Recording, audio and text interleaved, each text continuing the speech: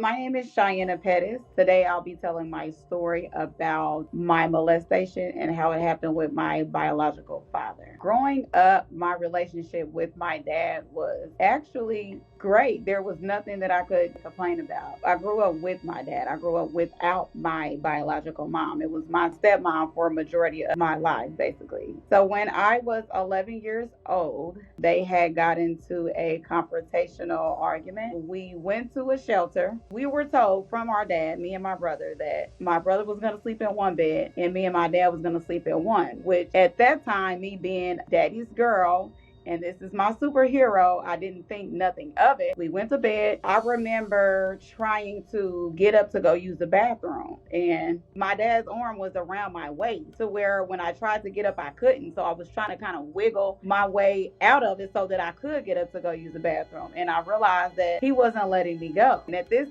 time, my butt was towards the front of his part, so it was kind of like we were spooning, and it was just like, okay, what's going on here? So I finally did get to wiggle out and go to the bathroom. Nothing happened that night. The very next night, we were sleeping together again, and the same thing happened to where I needed to get up to use the bathroom. And this time, it was more like he wouldn't let me go, so it was the for this to happen the second night, it was just even more weird and even more confusing for me. He had his arm around my waist again, of course. At this time, though, he kind of moved his arm away from my waist and down to my vagina. So it was kind of rubbing up against it. And I'm like, I don't understand, what's going on. At this moment, there was so many different thoughts that ran through my mind. I was confused.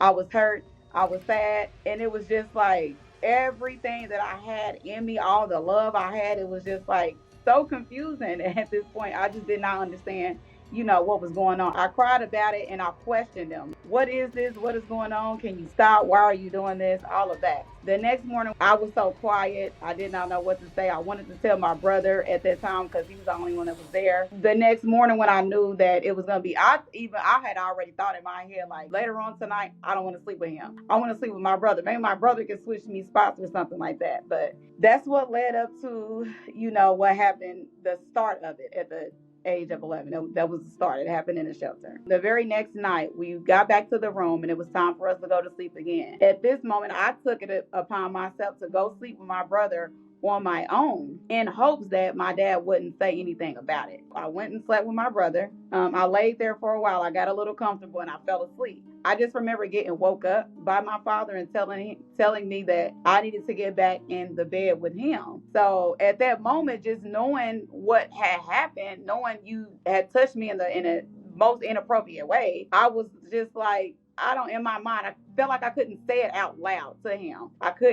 I felt like I was being rebellious if I was going to say anything, or being disobedient by me talking back, basically. I followed what I was supposed to do, followed the directions. So I went back and slept with him. I wrapped the cover around me real, real tight because I just felt like maybe he couldn't get in. I couldn't go to sleep because it was bothering me so bad. We went to sleep. I dozed off. I finally went to sleep, and I felt touching again on my breast, on my stomach, rubbing on my buddy. Was telling me at that moment, because again I had the cover wrapped around me, to unloosen the cover, to because he wanted some cover. He wanted to get up under the covers with me. I'm confused. I'm 11. I thought that I had to listen to everything that I was told to listen to. Loosen the cover up so he can get under there with me. But as I'm doing it, I'm just getting more scared and more confused and more sad and just not understanding as to what's going on. I remember just kind of sitting there and closing my eyes and letting it happen. At this point, I went to the bathroom. I remember it was pitch black. I remember getting up, leaving out the door real quietly so that he wouldn't hear or I wouldn't wake my brother up at that time. And I went down the hallway. The shelter got all these different rooms. So I went all the way down to the bathroom where everybody had to share just this one bathroom. It was a girl's bathroom, of course, and men's bathroom too. So I went to the girl's bathroom and I just sat there and I cried. And I remember just taking a shower. And I sat in the shower for a long time and I just cried. I heard somebody come in there and I got out, I dried myself off. I had my clothes with me too. So I put some clothes on. At this point, I felt like I didn't want to be seen as far as my body type. I didn't want to have tight fitting clothes on for him to even possibly look at me like he wanted to do anything. So I kind of felt like I needed to wear bigger and baggier clothes so that he wouldn't look at me in no type of way. So my brother asked me, like, sister, are you okay? And I'm just steady telling him, like, yeah. And I looked down because I was crying so much, my eyes was red. So I didn't want nobody to see my eyes being red or ask me what was going on, because I felt like I could not talk. I could not tell anybody. He was telling me not to tell anybody. So I just had that in my mind, like, I can't tell anybody. I can't say anything. So I wasn't going to say anything to my brother either. He knew something was going on. He knew something was wrong, because that wasn't my personality. I'm not like that. The touching, the molestation happened for a couple more weeks up until we left the shelter. Once we left the shelter, it was possibly not going to happen anymore. Because when we did leave the shelter, we actually ended up going back home to the family, to my stepmom and my other 3 siblings. So I felt happy. I felt relieved. I felt like everything was going to be okay at this point. At this moment, we were living in an apartment. It was a 2-bedroom. One of the bedrooms was, of course, for my stepmom and my dad. The other bedroom was for the boys, and it was 3 boys and it was 2 girls. So the 2 girls were sleeping in the living room where the couch was. That was the normal thing for us. We didn't think nothing of it. We got back home, and of course I was the one that was sleeping on the couch. Everything was okay because it didn't happen to me until we went to the shelter. It wasn't like anything was going on before we actually left the household. So I really felt like everything was going to be okay. The night came. We were happy to be as a family again, back together. I felt like I could just go to sleep, nothing to worry about it. I was okay. I did my normal thing. My normal routine was to go back to sleep. But I remember feeling someone sitting at where my feet were, and I woke up immediately like, this is not happening again. No, it's not. This is not happening again. We're home. Like, what's going on? You doing it here too? I turned to look, and it was pitch black, but of course I knew it was him, because at this time he started touching me again. At this moment, I got the cover on me, but not wrapped on around me as tight as I used to have it at the shelter. I was trying to pull it tighter and tighter to me, to where he couldn't really touch me as much. But of course he got it, and he would threaten me to, if you don't loosen this cover up, I'm going to do something to you. If you don't let me do this, I'm going to burn everything up that you have. You better be quiet. You better not tell anybody. Like, I would just get all the threats that you can think of. He would threaten me. It got more intense, as the time went on, but I was getting touched from my breast. He would make me try to open my mouth to give him oral sex. I was so much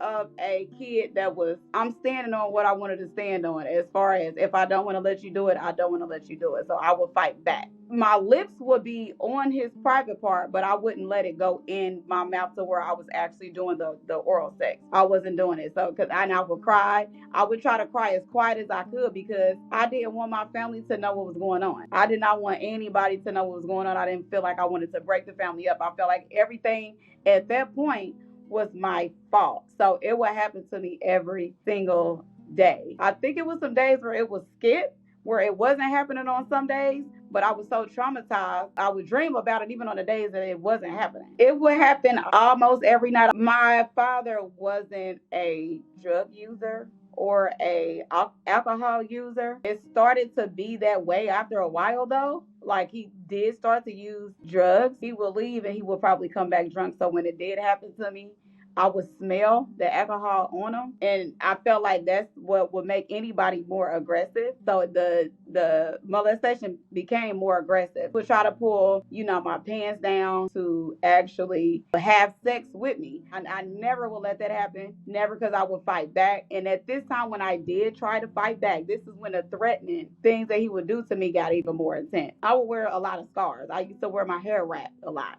So I would wear scarves. I would get different scarves. I used to like shoes a lot. I used to like clothes a lot. My threatenings came for, or the things that he did to me to make me do what he wanted me to do, was burn my scars or throw my shoes out, throw something away that he knew that I liked or loved. Fighting against it, me being scared, me still being confused, me not want to break my family up, or me not want to tell anybody. It was kind of like I had to be obedient all this time. I did not know how to tell anyone. Did I want to tell? Very badly. It will be times where, again, my stepmom and father would get into it and we would move out again. We went to my grandmother's house. It was a room, again, that we were in. And reminds you, every time anything would happen, if we had to move out and separate, it would always be me and my brother. And my brother, at this moment, when we got to my grandma's house, he slept in the front room. And this room that had 2 beds in it again, it was me and him that was in this room. And at this point, I'm like, Lord, this is about to happen to me. I have to tell somebody. I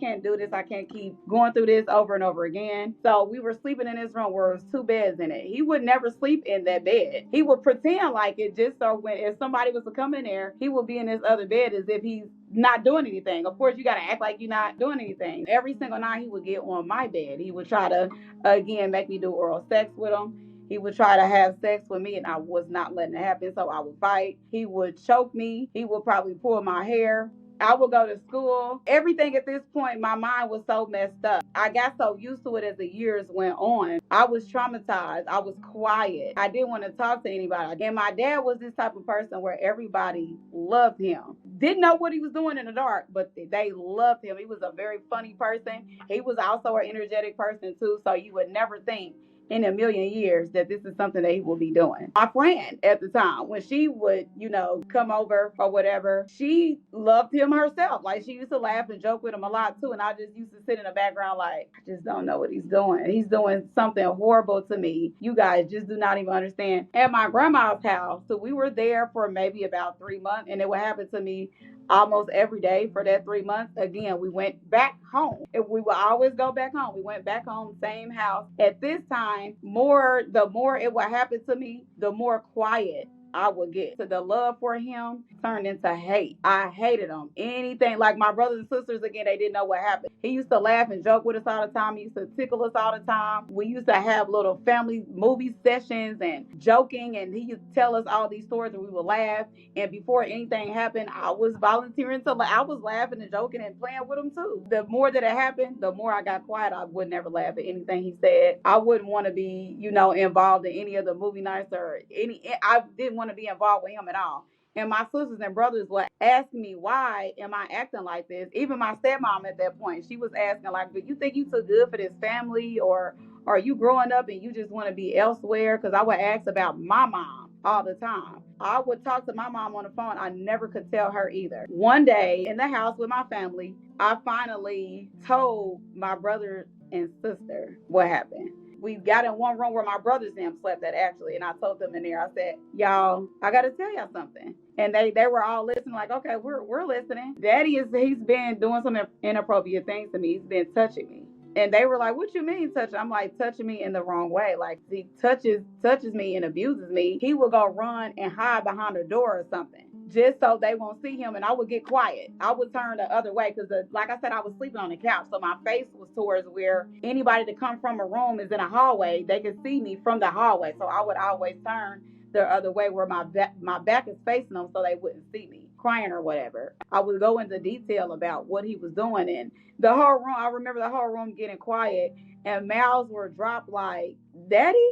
Like, are you sure? Yes, he is. And that's why I hate him. That's why I don't ever say anything to him. If y'all notice, I don't, volunteer to do anything anymore. I don't want to partake in anything that we do. No laughs, no jokes, no nothing. I hate this man. And at this moment, I told them not to tell anybody because I felt at the moment, at that time, if I could tell, y'all could probably start telling who I need to tell to get me out of this situation. I told them not to tell anybody. Anybody else that I tell, it's gonna blow up out of proportion. He's probably gonna go to jail. And at that moment, as a child, you be so confused because all I can do is remember him being my dad. And it was once upon a time where I did love this man. This is all that I know. I barely even knew my mom. I didn't even want to see him getting hurt, even though he was hurting me. I didn't want to see any of that. I didn't want to see the family broke up. I didn't want to see sad faces.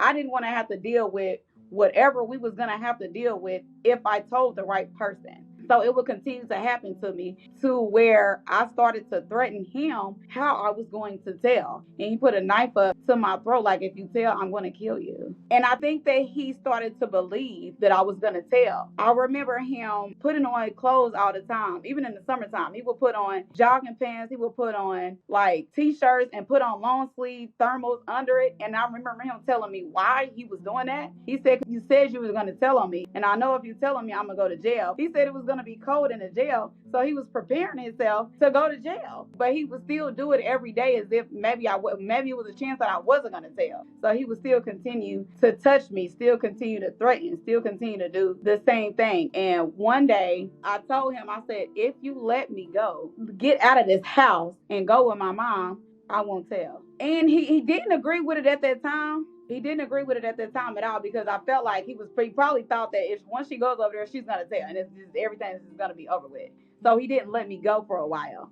And then I remember another day him getting all dressed up as if he was really gonna go to jail or something. So he got dressed up. He put all the clothes that he could put on, and he told me, "You can go over there. I'm gonna go ahead and let you go." Because I think at this moment he got more scared and more scared that he was gonna go to jail. So he finally let me go. But before he let me go, I called my mom. I told myself that I was gonna tell her. I said, "Mama, can I come and live with you?" So she got quiet, like she was shocked that he even told me that I could go over there, because even during everything that was going on, the molestation that was going on, I would always ask him, like, if I could go over there to spend the night. He would always tell me no. I think he was scared at that time that I was going to tell, and he didn't want me to tell, so he would never even let me go over there to spend the night. And I believe that it was because he didn't want me to tell. I told her on the phone, like, he's touching me. He's doing something to me. And at that very moment, I was like, it's over. I felt like everything was it was over. I was getting a relief. Me telling my mom, you would just think that I'm about to go get my daughter, because what do you mean this is happening? This has been happening all this time.